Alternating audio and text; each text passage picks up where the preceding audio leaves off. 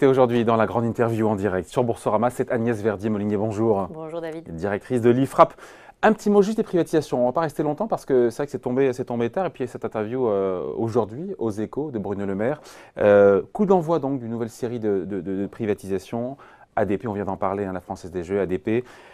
Vous croyez vraiment que ça va permettre de relancer l'actionnariat populaire en France qui était totalement décimé depuis 10 ans? Ou c'est quoi, c'est une opération financière pour l'État? Parce que historiquement, on voyait que les opérations de privatisation, ça ne laisse pas de très bons souvenirs. Non, mais nous, on est tout à fait pour. On avait sorti d'ailleurs une étude qui s'appelait État actionnaire, 33 milliards d'euros de privatisation à faire. Là, on est sur 15. Là, on est sur 15. Eh ben, c'est déjà on a pas fait mal. la moitié du chemin. C'est déjà pas mal. Et bien sûr, bah oui, il faut vendre tout ce qu'on peut parce que l'État n'a pas vocation à investir dans des entreprises. Ça, c'était vraiment une vision un peu du passé. Hein. Le sujet, c'est que l'État doit créer un environnement favorable au développement des entreprises. Là, on parle de la régulation. Il doit s'assurer que... C'est ça le rôle de l'État. Il peut garder des minorités de blocage, il peut garder ce qu'on appelle des golden shares, il peut garder finalement la possibilité d'intervenir, mais il n'est pas obligé d'avoir autant de participation comme il a toujours dans Air France par exemple, autour de 14%. C'est un dossier politique sensible, ça, Air mais France, oui, hein. mais on voit très bien ce qui se passe quand l'État est au board, les décisions ne sont pas prises à temps. Parce qu'on se dit toujours in fine... L'État paiera. Exactement. Et qui est l'État, en fait? Ce sont les Français. Donc, à un moment, oui, les grèves qu'il y a eu à Air France dernièrement, elles n'auraient certainement pas été aussi importantes, aussi suivies, si on ne savait pas que derrière, il y a potentiellement la collectivité des Français pour aligner. Et ça ne fait pas du bien à ces entreprises parce qu'elles perdent des parts de marché, finalement, elles ne s'adaptent pas à l'environnement, elles ne gagnent pas en productivité, en compétitivité, et résultat, ce sont leurs concurrents qui prennent les parts de marché. Donc, c'est pareil pour la SNCF. Nous, on est pour l'ouverture du capital de la SNCF à terme. Ouais, qui n'est pas prévu. Hein. C'est pas prévu. Elle fait aux poudres, ça. Non, mais c'est pas prévu, mais de toute façon, il faudra... Agnès Verdier, ministre de l'économie, il y a du monde dans la rue. Il faudra y aller. Pourquoi? Parce que on a vu ces dernières années que l'État était toujours en train finalement de bloquer la réforme en interne. Quand Guillaume Pépi avait négocié avec les syndicats des réformes sur le temps de travail, etc., qu'est-ce qui s'est passé? C'était le gouvernement de François Hollande qui a obligé à retourner en arrière parce qu'on était en négociation sur la loi El Khomri, alors que même que la loi El Khomri, Code du travail, ne touchait pas les agents de la SNCF. Donc, l'État n'est pas le meilleur gestionnaire et il met notre argent commun dans finalement des entreprises qu'il ne rénove pas, qu'il ne réforme pas assez vite. Enfin, en même temps, quand il privatise, je prends le cas de France Télécom ou d'EDF, ça se transforme en bouillon pour les petits porteurs. Hein. On l'a vu avec des pertes depuis le cours d'introduction, de moitié ou aux 2 tiers. Non, donc même sans l'État, il peut y avoir des erreurs stratégiques. Hein. Mais oui, mais on peut mettre de l'argent dans une entreprise, n'importe laquelle, et perdre de l'argent. C'est pour ça que quand on dit que les actionnaires gagnent toujours sur tous les plans, etc., c'est faux. Et c'est pour ça aussi que beaucoup de Français mettent leur argent sur un livret A plutôt qu'en actions d'entreprise. Donc c'est une question de partage des risques. Si vous placez votre argent dans n'importe quelle entreprise, que ce soit une entreprise anciennement publique ou pas, vous avez des risques de perte. Ça peut aller à la hausse, ça peut aller à la baisse. Voilà. Ensuite, c'est l'intérêt aussi des contribuables français en tant que financeurs de toutes ces entreprises qu'à un moment, l'État se recentre sur ses missions.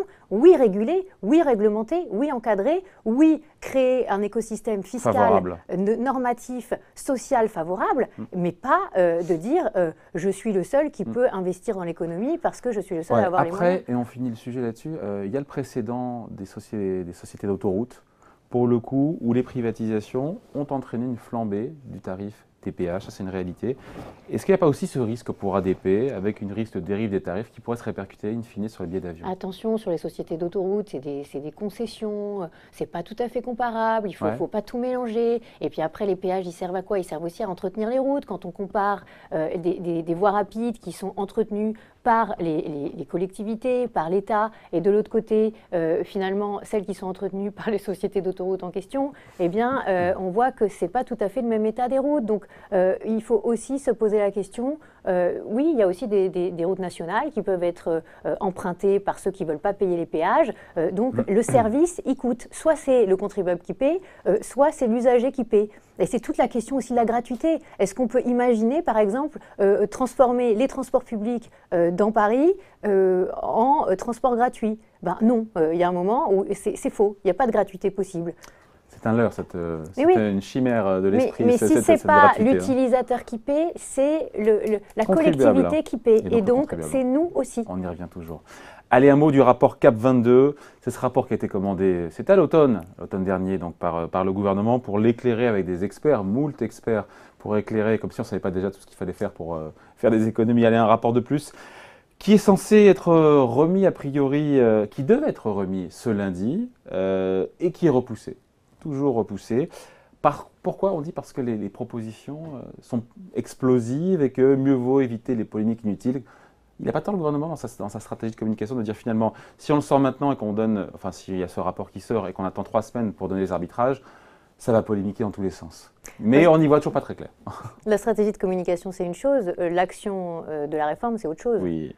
Et donc alors on est, pourquoi il a repoussé ce rapport on est déjà en juin 2018, le gouvernement est arrivé au pouvoir il y a 1 an. Le sujet numéro 1 pour la France, pour la réforme de notre pays, c'est baisser la dépense publique. Et pour l'instant, on n'a rien fait. Rien du tout. Le gouvernement ne prend pas au sérieux cette question-là? Non, mais c'est un sujet qu'il fallait prendre en main dès les premiers jours du mandat. On sait très bien que... On a perdu 1 an déjà là-dessus? Mais quand on veut travailler sur ces questions, on est sur des questions d'un côté, j'ai des rentrées fiscales, de l'autre côté, j'ai des dépenses publiques. Si on ne travaille que sur le levier fiscal, on est obligé de faire du bon taux. C'est-à-dire que d'un côté, on baisse l'impôt et de l'autre côté, on l'augmente. C'est ce qui va se passer sur la taxe d'habitation. Les taxes foncières vont exploser. C'est ce qui va se passer. C'est ce qui s'est passé. Pourquoi est-ce que les taxes foncières vont exploser? C'est pas ce que dit le gouvernement? Mais c'est pas ce qu'il dit, mais c'est ce qui va se passer. Pourquoi? Parce que qui va financer la baisse de la TH à taxe d'habitation? Voilà, de la taxe d'habitation. Si au début on était sur 10 milliards de coûts, maintenant on est sur 22 à 26 milliards de coûts et de pertes de recettes. Pourquoi il n'y a pas des économies ailleurs? Pourquoi est-ce qu'on... Justement, on est en train d'en parler. Elles sont où les économies annoncées par le gouvernement? Alors, on a des gros chiffres. Hein. On est sur 60 milliards qui étaient annoncés pendant la campagne par Emmanuel Macron. On est ensuite sur 80 milliards qui étaient dans la loi de programmation des finances publiques qui nous a été présentée en début de quinquennat. Sur le programme de stabilité présenté à Bruxelles, alors là, c'est formidable. On arrive à 100 milliards. Mais quand on veut le décompte, il n'y a rien. Sur ces 100 milliards, la part liée à la taxe d'habitation, c'est 20 en tout. Non, c'est 100 milliards d'économies. Oui, donc ce qu'il faudrait financer en économie, si on voulait des économies en face de la suppression de la taxe d'habitation, il faudrait trouver 20 milliards d'euros d'économies. On en est loin. Là, le rapport CAP 2022, soi-disant, serait à 30 milliards d'euros d'économies. Déjà, moi, je veux bien voir la liste, parce que est-ce que ce n'est pas des économies qui sont déjà acté, déjà prévu, parce que c'est ça aussi, hein, comment... Même vous, qui êtes une experte du sujet, vous êtes dans le flou, vous n'arrivez pas à voir la stratégie, comment le gouvernement compte s'y prendre, encore une fois, pour détailler, encore une fois, cette promesse de 80 à 100 milliards d'euros qui est colossale. Je crois que François Hollande avait dit qu'il en ferait 50, finalement il en fait 25. Mais j'ai du mal à comprendre, parce que, par exemple, sur les retraites,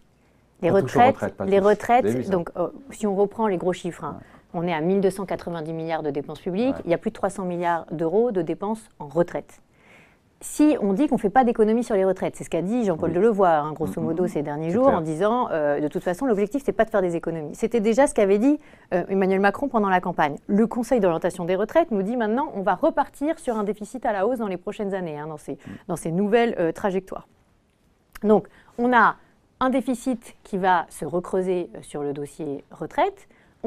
Pas tout de suite. Hein. Ouais, non, mais ça va se faire. Voilà. On a une réforme qui ne veut pas faire d'économie, alors qu'on est sur, finalement, 300 milliards de dépenses. Le débat est tranché, là. On peut en discuter, là, comme ça, sur un coin de table. Oui, mais comment économiser 100 milliards d'euros quand on ne touche pas ni aux retraites, ni finalement au volume vraiment des aides sociales, parce qu'on nous dit à la fois... Il y a 700 milliards, dont 300 de retraite.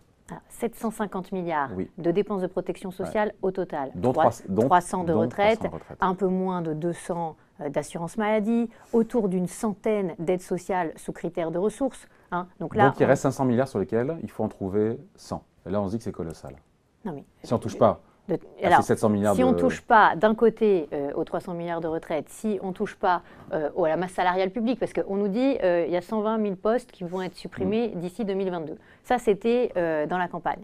Depuis, on a vu, le seul document qu'on ait vu tangible, c'est le projet de loi de finances 2018. Ouais. Dans le 1800.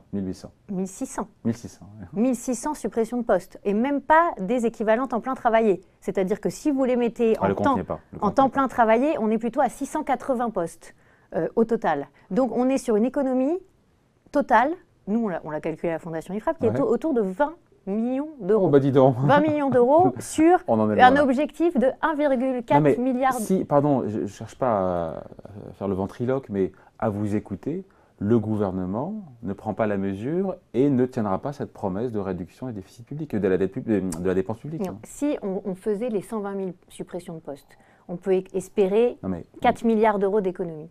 Mais il faut y aller tout de suite, c'est-à-dire qu'il faut geler les embauches dans les collectivités locales, il faut mettre des ratios, parce que ce n'est pas ce qu'a choisi le gouvernement. Par exemple, le gouvernement dit « je contractualise avec les collectivités locales, je leur laisse une marge de manœuvre, je respecte leur principe d'autonomie », ce qui est on peut dire à son honneur, mais de l'autre côté, il ne leur donne aucun ratio à atteindre en termes de masse salariale par habitant. Il y a un contrat qui est passé. Oui, mais le contrat, c'est de ne pas augmenter de plus de 1,2% les dépenses de fonctionnement. Ouais. Donc, ceux qui sont très mauvais élèves, qui n'ont pas du tout fait les réformes, sont traités de la même manière, ou quasiment de la même manière, parce qu'il y a des petites négociations possibles avec les préfets, que ceux qui ont fait énormément d'efforts. Donc, il y a un truc qui ne va pas. Le monitoring, il n'est pas bon. Au Sénat, ils ont demandé qu'on essaie d'imaginer, avec une étude d'impact, d'appliquer ce qu'ont fait les Italiens sur la gestion des collectivités locales, qui est beaucoup plus fin, beaucoup plus avec une granularité importante, avec une transparence. Donc, vous ne voyez pas comment le gouvernement va pouvoir réussir à tenir cette promesse? Mais j'espère qu'il va tenir sa promesse. Mais attendez, mais qu'est-ce qui reste? Si on enlève la retraite, si on enlève les dépenses d'assurance maladie, si on enlève... le compte n'y est pas. Enfin, c'est vous l'experte en chiffres. Hein. Bah, pour l'instant, je dois dire que... Vous êtes dubitative, sceptique, voire... Alors, David, si on prend le sujet sous un autre angle, hein, on est à 1 290 milliards d'euros de dépenses publiques, on l'a dit. On va atterrir en fin de quinquennat, ça c'est la programmation qu'a publié le gouvernement, à 1 373 ou 1 375 milliards de dépenses. C'est-à-dire que, en gros, on va prendre 90 milliards de plus de dépenses sur le quinquennat. Voilà. Sous François Hollande, on a pris 133 milliards de plus de dépenses publiques. Ça veut dire que on trouve les 33 milliards d'économies potentielles, mais en réalité, on va dépenser plus. Hein, on ne va pas dépenser moins. Alors, il y a l'inflation, il y a la croissance, il y a tout ça, etc. Mais attention, ne croyons pas que les économies vont se faire, et c'est là que c'est magique, on passe de 60 à 100 milliards d'euros parce qu'il y en a plus de croissance en 2017. Ben non, c'est pas aussi simple que ça. Sauf s'il y en a plus en 2018, en 2019, en 2020. Si chaque année il y en a plus que prévu, oui. Oui, sauf que 2018, vous avez vu le premier trimestre. Le petit trou d'air au premier trimestre. Et le deuxième trimestre qui commence pas très bien. Petit 0,2%. 0,3. 0,2, 0,3, bon. Les années précédentes, on était à 0,6, 0,7, dans des années qui n'étaient pas forcément toujours... Et un deuxième trimestre qui commence pas si bien que ça, d'ailleurs, au passage, notamment en termes de consommation. Ne croyons pas qu'on va être sauvé par la croissance, c'est ce qu'ont cru énormément de gouvernements et ils se sont... cassés les dents. Voilà, donc j'espère que ce gouvernement va tenir la route sur ce sujet. Mais vous ne voyez pas le début d'un commencement de mesures, mais... Tout ça devrait être arbitré a priori début juillet. Prenons le volet aide sociale. Mais il n'aime pas le gouvernement, pardon. Le gouvernement n'aime pas qu'on dise il faut faire 80-100 milliards. Nous disent non, il faut que chaque euro soit efficient, etc. Le côté comptable, il n'aime pas trop, ça s'est remarqué dans la communication. Non mais après, c'est sûr que c'est pas facile de parler de chiffres et c'est difficile et c'est pas bien compris, etc., etc. Mais quand vous gérez votre propre budget, quand vous gérez votre propre entreprise, vous êtes obligé de travailler sur les chiffres et de regarder les recettes, les dépenses, d'équilibrer, etc. Donc, quand on élit un gouvernement, quand on choisit un gouvernement qui s'est engagé à faire des économies, qui s'est engagé à faire baisser la part de dépenses publiques dans le PIB autour de 51% à l'horizon 2022, 4 points de PIB, on lui demande de faire le job, on lui demande de réaliser les économies. Pour l'instant, le job n'est pas fait. Voilà. Mais... Et quand les polémiques arrivent sur « Ah mais oui, mais c'est terrible, il ne faut pas regarder la question des aides sociales parce que vraiment, c'est pas bien de faire ça », ben non, c'est de la gestion publique. La question, c'est pourquoi est-ce qu'on n'a pas de transparence sur l'utilisation de ces deniers publics? Pourquoi c'est aussi flou entre les CAF, les départements, les centres communaux d'action sociale? Il y a ce maquis, et puis il y a du saupoudrage en France, c'est-à-dire que... Peut-être qu'il faut recentrer, recalibrer les aides sur ceux qui en ont vraiment besoin. C'est pas ça, le sujet de fond, c'est pas ça. On avait sorti cette étude, 42 milliards de coûts de gestion pour distribuer la protection sociale en France.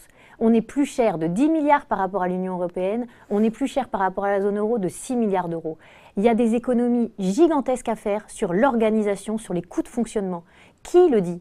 Qui explique qu'il faut supprimer le département, qu'il faut supprimer, fusionner les centres communaux d'action sociale, en fait. Ce serait la révolution, Non, mais c'est pas la révolution, c'est la bonne gestion. C'est ça le problème, c'est-à-dire qu'on confond dépenser l'argent public de manière bien gérée et saine, avec finalement l'idée que chaque fois qu'on dépense de l'argent public, ce serait bien, ce serait forcément bien géré. Ben non, il faut que les citoyens s'intéressent plus à ces questions. Comment est-ce qu'on fait concrètement pour réduire, après on passe 2 secondes, il restera un petit peu de temps à parler de la loi Pacte, comment est-ce qu'on fait pour réduire justement de 80 à 100 milliards d'euros sans qu'il y ait trop de casse? Parce que les Français, on a fait un sujet lundi là-dessus, c'était Xavier Timbaud de l'OFCE, quand on leur pose la question de savoir si ils sont d'accord pour que l'État ou le gouvernement réduise la dépense publique, ils disent oui à 70%, son sondage Odoxa pour BFM Business. Quand on propose les mesures, revoir les aides sociales, les réduire, baisser les budgets des collectivités, de la culture, de la défense, c'est niette pour les Français.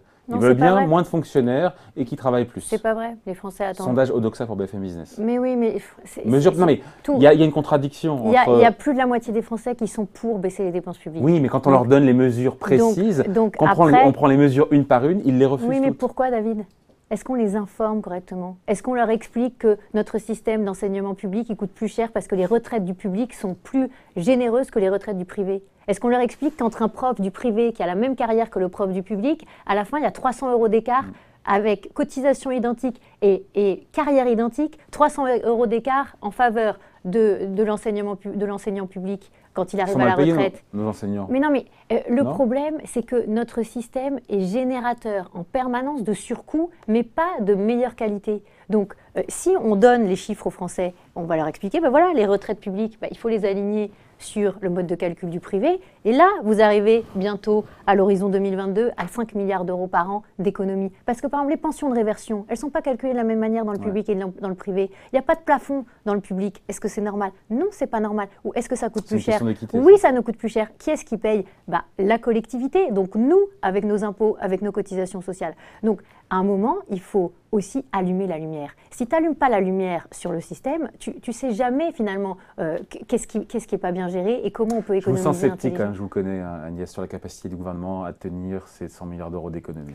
Ça commence pas bien. Franchement, je pense qu'il va falloir aiguillonner parce que le gouvernement... Euphémiser aussi. Non, le gouvernement aura besoin qu'on lui dise d'aller plus loin parce qu'il y a tellement de gens qui sont dans le système et qui n'ont surtout pas envie qu'on fasse le travail de rénovation, de transformation, de réforme de notre modèle. Et finalement, ça bénéficie à qui? Ça ne bénéficie pas le fait d'attendre à ceux qui sont au chômage, à ceux qui souffrent dans notre pays. Ceux qui souffrent dans notre pays, ils ont besoin qu'on crée justement un environnement favorable à la création de valeur, à la création de richesse. Et bien justement, c'est le projet notamment de la loi Pacte, et on finit là-dessus, Agnès. C'est lundi, avec 2 mois de retard, que sera présentée cette loi Pacte en Conseil des ministres par Bruno Le Maire. Pour faciliter justement la création de richesse et la croissance de nos entreprises, on nous avait promis une révolution. Et vous la voyez dans les bribes qu'on a pu entendre, cette révolution pour les entreprises ou pas? Moi, la loi Pacte, elle me fait beaucoup penser à la loi croissance qui avait été portée par Emmanuel Macron en tant que ministre de l'économie. Ouais. Avec plein de petites choses, c'est ça? Est-ce qu'elle avait eu des effets? La réponse est dans la question, là. Non? C'est non à vous écouter? Non, mais le sujet, c'est que tout repose sur la fiscalité des entreprises. Ah, il n'y a pas grand-chose à Il y a le forfait social. Oui, oui, bien sûr. Oui, ça, le forfait social qui passera donc de 20 à 0. Voilà, mais que pour... Il est à 8 ou il est à 20? J'ai un trou de mémoire là. Non, mais c'est très compliqué. Mais en gros, il va baisser, voire être annulé pour les petites entreprises. Voilà, donc sur la participation l'intéresse. Ça, c'est une très bonne chose. Mais après, on va se poser la question de qu'est-ce qui vraiment freine la compétitivité de nos entreprises? Juste la fiscalité? Avant tout, la fiscalité. Avant tout, la fiscalité. Malgré tout ce qui a été entrepris, encore une fois, sur l'impôt sur les sociétés, sur la transformation du CICE en baisse de charges pérennes pour le 2019, ça a coûté 1 point de PIB. Malgré tout ça, on est encore... nos boîtes ont des boulets aux pieds. Grâce au CICE et au pacte de responsabilité, on crée plus d'emplois en ce moment. Et on a plus de croissance. S'il n'y avait pas ça, on n'aurait pas la croissance supplémentaire qu'on a eue en 2017. Donc heureusement qu'on a ces mesures. Mais malheureusement, par exemple, le CICE, il va être transformé en baisse de charges qui vont être plafonnées à un niveau du SMIC inférieur à ce qui existait avant. Donc on repart sur des trappes à bas salaire et une focalisation sur les emplois qui sont moins bien payés. Alors qu'on a un modèle social de luxe, ce modèle social de luxe, il faut le financer avec des boulots, des jobs, des emplois à forte valeur ajoutée. Et ça... S'il faut le financer et que vous baissez les cotisations, il y a moins de financement, puisqu'il y a moins de cotisations. Non, mais le problème, c'est d'arriver à créer dans notre pays, dans l'industrie, dans nos territoires, dans nos entreprises, des emplois qui sont mieux payés et pas moins bien payés. Et là, il faut se poser la question des charges sur sur les salaires qui sont très largement au-dessus de 2, 3 SMIC, etc. Et puis aussi, il faut se poser aussi la question de comment je fais pour baisser les taxes sur la production. Ça a été un sujet. Ça, il y a le débat est clos, le gouvernement ne touchera pas. Non, mais le débat ne doit pas être clos. Non, mais il faut. Le gouvernement vient de siffler la fin de la récré, il n'y aura pas de baisse prévue. Ça va être le sujet, ça va être un des sujets du quinquennat. Oui, parce qu'on est à de l'ordre de 70 milliards de taxes sur la production en plus par rapport aux Allemands, c'est absolument anormal. Sur la valeur ajoutée des entreprises, qu'est-ce qu'on a l'IFER, la CET, les taxes transport, le forfait social est dedans aussi, etc. La C3S. Oui. Donc tout ça. C3S, cotisation sociale sur les sociétés, c'est ça? Voilà, tout ça, c'est quoi? C'est 82 milliards d'euros par an payés par nos entreprises. On sait que la recette d'impôt sur les sociétés, elle est en dessous de 30 milliards d'euros par an. Donc on se focalise effectivement sur l'IS. On se focalise sur l'impôt sur les sociétés. Le gouvernement va baisser le taux d'impôt sur les sociétés s'il y arrive. C'est une bonne chose, ça va créer de l'emploi. Mais si on veut créer encore plus d'emplois dans nos entreprises, dans le secteur marchand, il faut s'attaquer aux taxes. Il faut baisser. Et on a fait une évaluation à la Fondation IFRAP, une évaluation économétrique. Et ça nous permet de montrer qu'on peut créer à l'horizon 2022, plus de 200 000 emplois dans nos entreprises en baissant de 16 milliards les taxes sur la production, pas de 20, pas de 30 milliards, de 16 milliards. Et en face, il faut faire des économies pour financer ça. Et donc, s'il n'y a pas de vraies économies, il n'y a pas de marge de manœuvre. Donc, si le gouvernement nous annonce de vraies économies, ça veut dire qu'il va pouvoir baisser les taxes sur la production des entreprises. Mais ça, c'est formidable. Parce que dans nos territoires, comme il dit qu'il ne baissera pas la taxe sur la production, ça veut peut-être dire justement qui ne fera pas un gros effort sur la dépense publique. Et là, le sujet est bouclé. De toute façon, David, on ne baisse la fiscalité dans ce pays que si on réalise des économies en face, parce que sinon, on fait semblant de baisser la fiscalité. Rappelons qu'on n'a jamais été aussi haut en taux de prélèvement obligatoire. On a dépassé les 45%. Chiffre INSEE de la semaine dernière. C'est inédit. Donc, à un moment... Parce que les recettes fiscales rentre plus vite que la croissance. Mais aussi parce qu'on a créé un nouvel impôt en fin d'année pour remplacer la taxe qui avait été supprimée, etc. Enfin, on ne va pas rentrer dans les détails, impôt sur les grandes entreprises. Donc, il faut à un moment se poser la question de est-ce qu'on veut vraiment baisser la pression fiscale dans ce pays? Est-ce que le gouvernement veut vraiment y arriver? Ou est-ce que finalement, on va garder un très haut niveau de pression fiscale et un très haut niveau de dépenses publiques qui est l'un est le corollaire de l'autre. Ouais. Et donc, si on veut alléger la pression sur nos entreprises... sortir cette quadrature, encore une fois. Oui, mais on attend de voir. Arbitrage prévu début juillet, a priori. Ça demande d'avoir les vrais chiffres, de ne pas tomber dans la démagogie, le pathos, et d'avoir une vraie vision de comment on gère bien les dépenses publiques. Par exemple, faire une allocation sociale unique gérée par Bercy en crédit d'impôt qui permette de supprimer la gestion dans les territoires de la distribution des aides sociales, et bien là, ça coûterait beaucoup moins cher et il y aurait moins de non-recours, ce serait beaucoup plus transparent, beaucoup plus clair, et il y aurait aussi la possibilité, qui n'a jamais été évoquée mais qui est très importante, de rendre imposable l'ensemble des aides sociales. Pourquoi? Parce que 1 euro de la solidarité doit payer le même impôt que 1 euro du travail. Ça permet aussi d'inciter au retour à l'emploi, et ça, c'est un sujet très important pour la France. Elle a des idées, Agnès Verdier, elle en a plein. Des idées qui coûtent pas cher et qui rapportent au gros. Agnès Verdier-Molinier était donc l'invitée de la grande interview en direct sur Boursorama, directrice de l'IFRAP. Merci. Merci.